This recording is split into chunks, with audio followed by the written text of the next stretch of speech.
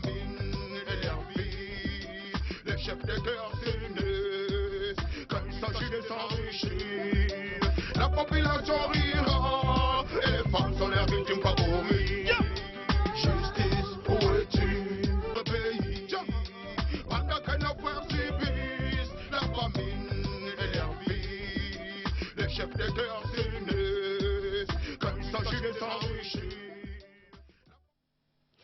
Bonsoir mesdames, mesdemoiselles et messieurs, bonsoir. Nous avons le privilège à travers cette émission de droit à la portée de tous de recevoir Monsieur Hippolyte Massani Machi. Il est bien entendu conseiller à la Cour suprême de justice. Il nous a présenté des ouvrages très importants, très intéressants d'ailleurs. Le premier, ce droit disciplinaire des magistrats et l'autre, contentieux disciplinaire des magistrats. La fois passée, nous avions abordé ou analysé le premier ouvrage, le premier tome, ce droit disciplinaire des magistrats. Bonjour, monsieur le conseiller. Bonjour, monsieur le journaliste. À titre de rappel, monsieur le conseiller, pourriez-vous un peu nous rappeler de la procédure de la commission de la faute par des magistrats jusqu'au niveau de la condamnation? En fait, la loi a prévu que dès qu'il y a les chefs d'office ou de juridiction constate que le magistrat qui est sous son contrôle a commis une faute disciplinaire, il doit le constater par un procès verbal de constat de faute disciplinaire. Après le constat de faute disciplinaire, il doit désigner un magistrat rapporteur pour mener les enquêtes. Et ce magistrat doit mener les enquêtes normalement en auditionnant les témoins, même le magistrat poursuivi et toutes les parties, les plaignants, s'il y en a, il doit auditionner tout le monde. Et après cela, il va établir un rapport qu'il va adresser au chef d'office ou au chef de gestion, selon le cas. Et ces derniers, après, sur base du rapport, il va apprécier s'il faut fixer en chambre du conseil, en chambre de discipline plutôt, ou classer le dossier sans suite. S'il estime que peut-être les faits sont bénins ou il est patent que les faits ne sont pas établis, il peut classer l'affaire. Et se limiter à peut-être mettre en garde carrément le magistrat à son niveau. Mais si les faits sont graves, qui nécessitent la fixation en chambre de discipline, bien les chefs d'office ou des juridictions va fixer. Et la fixation se fait par requête au fait de fixation. Et dès qu'il va établir cette requête-là en fixation, requête au fait de fixation en audience, auprès du président de la chambre provinciale ou nationale de discipline, selon le cas, si le magistrat est justiciable de la chambre de discipline provinciale, c'est auprès de cette chambre qu'on va fixer. S'il est justiciable de la Chambre nationale, ce sera auprès de la Chambre nationale. Une fois arrivé à la Chambre de discipline, le président maintenant de la Chambre provinciale ou nationale, selon le cas, doit composer le siège. Il doit composer le siège pour qu'on juge le magistrat disciplinairement. Ce siège doit, au regard des articles 24, 25 et 27, respecter le principe de la mixité et du croisement. C'est-à-dire mélanger les civils et les militaires, les magistrats du parquet et du siège. Voilà. Parfois, la question que je peux poser, c'est que lorsque celui-ci est suspendu, on peut prendre la mesure, bien sûr, en attendant qu'il soit suspendu. Mais lorsqu'on a fixé le dossier en chambre disciplinaire, quelle sera sa situation? Est-ce qu'il peut être toujours suspendu, mais en train d'être jugé, ou il y aura d'autres mécanismes à utiliser? En fait, si le magistrat est en interdiction, est frappé d'interdiction, et lorsqu'on fixe son dossier en chambre de discipline, le magistrat doit rester dans cet état et attendre la décision de chambre disciplinaire. Mais s'il n'avait pas été interdit? Il continue à travailler sans problème.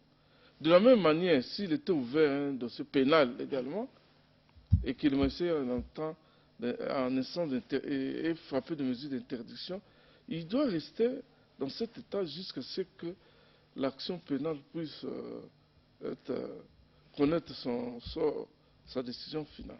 Mais lorsqu'il est condamné, toutes les preuves sont réunies, qu'il est effectivement fautif et qu'il est condamné au niveau de la chambre disciplinaire, celui-ci a-t-il aussi des voies de recours à interjeter? Tout à fait, il a droit à interjeter appel au niveau de la Chambre nationale, parce qu'ici, la loi n'a prévu que 2 personnes pour interjeter appel. Il y a le président du Conseil supérieur de la magistrature et le magistrat condamné. En dehors de, personne ne peut interjeter appel. Donc, il n'y a pas que le magistrat. Si ce sont lésés, s'il estime que la décision n'a pas été conforme au droit, il va interjeter appel. De la même manière, si le président du Conseil supérieur de la magistrature estime que la décision de la Chambre a acquitté avec légèreté ou fantaisie, le magistrat, le président du Conseil supérieur, peut interjeter appel à la Chambre nationale. Est-ce qu'il y a un délai fixé comme tel pour interjeter? 30 jours. Il y a 30 jours. Si c'est les 30 jours qui sont déterminés comme tel et qu'on les fait, cette voie-là, cet appel-là aura quel effet? Si vous pouvez un peu nous parler d'une manière un peu claire, les effets de cet appel-là. Les effets de l'appel, bon, je l'ai dit. J'ai dit lorsque le magistrat se sent lésé, n'est pas d'accord avec la décision, il a un délai pour interjeter appel. Si passé ce délai, il n'a pas interjeté appel, il ne peut plus le faire. Et s'il le fait en dehors du délai, son appel sera déclaré irrecevable. De la même manière, le président du Conseil supérieur aussi est soumis à ce même régime de délai comme le magistrat. Contentieux disciplinaire des magistrats. Dans cet ouvrage ici, vous avez abordé beaucoup de cas, monsieur le conseiller. Nous sommes d'abord au niveau à la page 77, où il y a un cas vraiment qui a beaucoup plus tiré mon attention. Et, question des droits. D'abord, chambre provinciale de discipline, audience à huis clos du 8 novembre 2010. En cause, Conseil supérieur de la magistrature contre magistrat B. Quant à la question des droits, vous avez dit, pour n'avoir pas conduit à Kenge l'équipe de magistrats mise à ses dispositions pour l'audience publique en chambre foraine, alors que les moyens étaient mis à sa disposition pour ce faire. Le magistrat poursuivi a agi avec légèreté et la faute disciplinaire lui reprochée est établie. Quel commentaire vous pouvez un peu faire de ces cas ici, monsieur? En fait, ici, il est question d'un magistrat qui était poursuivi parce qu'il était chef de délégation. Il avait reçu la mission de conduire une équipe de la cour d'appel de Bandundu en chambre foraine à Kenge. Ce magistrat, au lieu de quitter à un temps précis pour respecter les exploits de signification d'audience, parce que le magistrat poursuivi est notifié pour une audience, disons, le magistrat poursuivi, lorsqu'il est notifié, la notification respecte le délai de 8 jours francs comme en droit judiciaire. Lorsque le chef de juridiction organise une audience en chambre foraine, on fixe une date, on lance des exploits. On fixe une date où le magistrat devait quitter leur siège pour atteindre l'endroit où il devait siéger en chambre disciplinaire. Ce magistrat-là, le chef de délégation, avait dépassé déjà les délais. Au point que, lorsqu'ils ont quitté Bandundu pour atteindre Kenge, il y a eu un problème de saisine de la chambre. La saisine avait tombé parce que le jour de l'audience, le magistrat n'était pas là. Ils sont arrivés après le jour de l'audience. Or, en arrivant après le jour de l'audience, ils voulaient forcer la nature en organisant l'audience les jours prochains.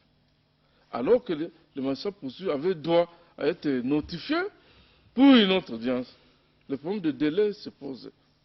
C'est ainsi que le chef de juridiction avait estimé que ce magistrat-là avait manqué à l'obligation de tenir des audiences. Il a été poursuivi et condamné pour ça. Mais s'il avait pris des précautions pour aviser son chef hiérarchique, bien entendu, suite à une question autre ou bien un empêchement, et que cela arrivait, il serait toujours condamné ou bien... Bon, s'il avait expliqué, peut-être on aurait suppléé à sa carence, mais il n'avait pas informé des difficultés qu'il avait trouvées. En fait, il n'y avait pas de difficultés. Ce magistrat avait estimé que, bon, c'était une négligence, une insubordination. Au lieu de faire son travail, lui n'a pas fait son travail correctement. C'était ça. Et toujours à la page 77, on enrichit pour la Chambre des disciplines le fait pour un juge de siéger en audience publique alors qu'il n'était pas désigné pour cette audience et qu'en plus son chef hiérarchique lui a rappelé de ne pas siéger, constitue ni plus ni moins une insoumission, une négation de son chef hiérarchique alors que la magistrature est assise sur la discipline et le respect de la hiérarchie. Quel commentaire pouvez-vous encore nous faire ici? Oui, en fait, ça c'est un extrait de la motivation de la Chambre de discipline, Chambre provinciale de discipline de Bandundu, qui avait condamné un magistrat pour ça. Un président à la Cour n'était pas aligné à l'extrait de rôle. Mais comme il avait un intérêt dans ce dossier, il est venu, il a forcé la main à la composition qui était autrement composée. Il a déguerpi un conseiller qui devait présider cette audience-là, et lui, il s'est mis à présider, alors que le premier président, informé par, l'a appelé au téléphone pour lui rappeler qu'il ne devait pas siéger, il n'était pas programmé à l'extérieur. Mais le magistrat a siégé contre le refus de son chef hiérarchique. Alors on avait estimé que la Chambre avait estimé que cela constituait un cas d'insubordination, parce qu'un président à la Cour ne peut pas se comporter comme ça. Il a manqué au devoir de son État. Il a jeté un discrédit à la magistrature. Est-ce qu'il avait démontré que le magistrat en question avait vraiment un profit à tirer en siégeant dans cette audience-là? Tout à fait. La Chambre a estimé qu'il n'avait pas ce droit-là de venir siéger alors qu'il n'était pas prévu. En l'ayant fait, c'est qu'on a présumé qu'il avait un intérêt. Il ne faudrait pas qu'il y ait un peu à confuser non plus, monsieur le conseiller, par rapport à ce que je vais soulever. Il y a des fois, beaucoup plus au niveau des parquets aussi, il y a des magistrats volontiers qui veulent siéger au niveau de cours de tribunaux, dans les justices bien entendu, pour la formation. Est-ce que les cas peut être semblables? Ce n'est pas semblable lorsqu'un magistrat veut participer à l'audience pour sa formation. Il peut venir à la salle d'audience, il assiste. Au parquet, par exemple, le ministère public peut être assisté à une dizaine de magistrats, il n'y a pas de problème. Il peut demander l'autorisation de son chef pour participer à l'audience. Mais quant au siège, au niveau du siège, les magistrats sont programmés par extrait de rôle qui fixe la liste des affaires ainsi que les magistrats qui vont composer le siège. Mais lorsque vous ne trouvez pas votre nom sur la liste des magistrats qui vont composer le siège, vous ne pouvez pas siéger. Surtout que dans ce cas d'espèce, le magistrat a été rappelé par son chef de ne pas siéger. Mais il a refusé, il a siégé. Ça, entre nous soit dit, il y a une subordination. Il y a un autre cas, deuxième cas, nous sommes à la page 397, monsieur le conseiller. Décision RD-016-CND, Chambre nationale de discipline, audience à huis clos du 15 janvier 2013. En cause, le Conseil supérieur de la magistrature contre le magistrat X, premier substitut de l'auditeur militaire, près le tribunal de garnison de Bandundu. Quant à la question posée en droit, vous avez écrit ceci. Est irrégulière car violant le principe de mixité et doit être annulée la décision de la Chambre provinciale de discipline qui siège dans une procédure contre un magistrat militaire en alignant comme juge que des magistrats civils pour statuer, même si l'auteur militaire de garnison a siégé comme rapporteur, dès lors qu'il ne fait pas partie de la composition et ne prend pas part au délibéré. Pourriez-vous une fois de plus nous expliciter un peu quant à ce cas ici, monsieur le conseiller? Au fait, ici, il s'agit de la violation des articles 24, 25, 27 de la loi organique numéro 08/013 du 5 août 2008 portant organisation et fonctionnement du Conseil supérieur de la magistrature.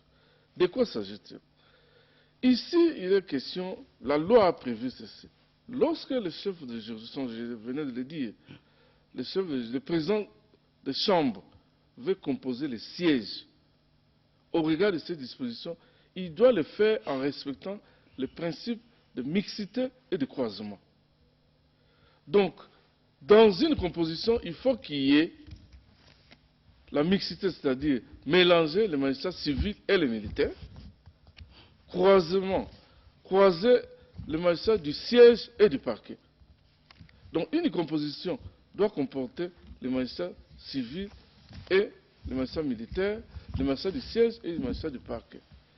Mais la Chambre provinciale de Bandung, poursuivant le premier substitut de l'auditeur militaire de garnison, a siégé uniquement avec les